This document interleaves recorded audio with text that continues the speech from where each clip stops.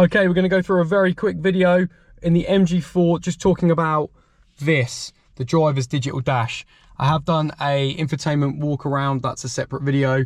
We're going to go through this and the steering wheel. So this is the MG4 steering wheel, multifunctional joystick on the left, which does your adaptive cruise control or traffic jam assist. If you want it to go on when you're driving, you can either press that, it won't do at the moment, or you can press up and it will work.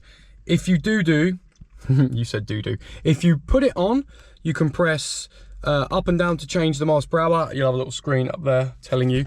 And then the left and right button does your distance to the car in front, what you deem to need or require. Okay, and that will work and speed up and slow down with your traffic jam assist and adaptive cruise control. This button as well, when you turn this on in traffic jam assist, that will keep you in lane. This is absolutely amazing. It just reminds me of the Tesla display. It scans all the cars around you. You see lorries, you see bikers, trucks. MG didn't have to include that, but it's just a great feature and I absolutely love it. And it just transforms, you know, the experience you get with this 7-inch digital dash, because obviously if they thought about blending it or sculpting it into the dash a little bit more, the car would be worth more money. I know they've done this because it's cheaper and they're passing the cost savings on to us, but stuff like that really does help. Really crisp, really easy to see.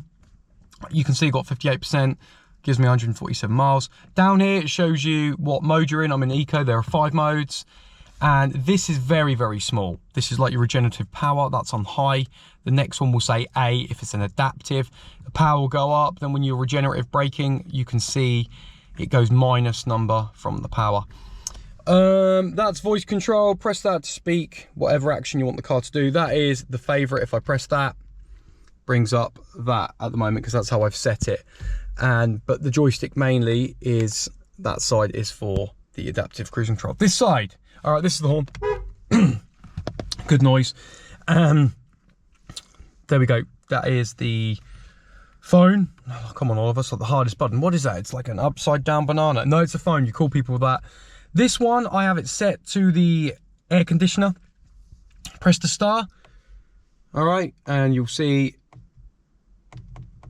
Why aren't you doing it? Oh, maybe because I've got to turn that one off. There we go. It's underneath it.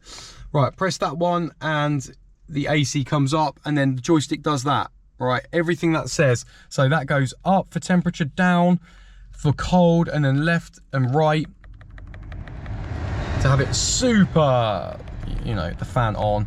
And then if I want it off or if I want it auto, just press that, it does auto. But right now I'm just going to turn it off because of sound quality stuff. So there we go. This one, if you press here,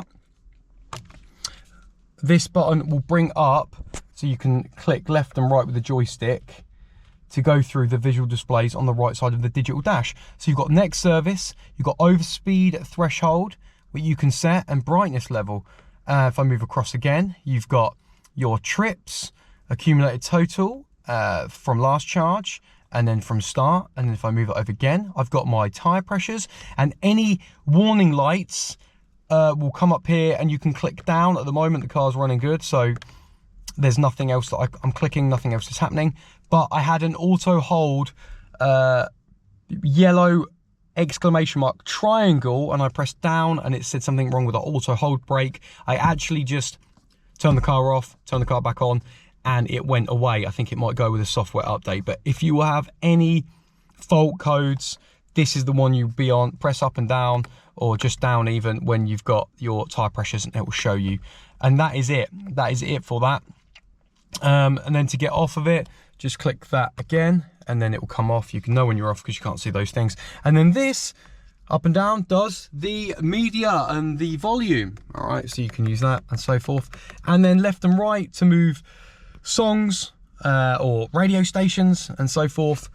And that is it. I wanted to bang this out within 5 minutes to do the steering wheel and the digital dash. I actually prefer this digital dash to like the VW ID3 dash that's stuck on the column of the steering wheel. Yes, I understand people are might be slating certain things and saying it looks cheap, it's whatever, but at the end of the day, it works really well. And actually, you forget about it being, you know, affordable. I actually think it's a really good point about the car. But Let me know what you think about the MG4. Hopefully this has helped you guys. Don't forget to throw us a like, get subbed, and I'll see you on the next one.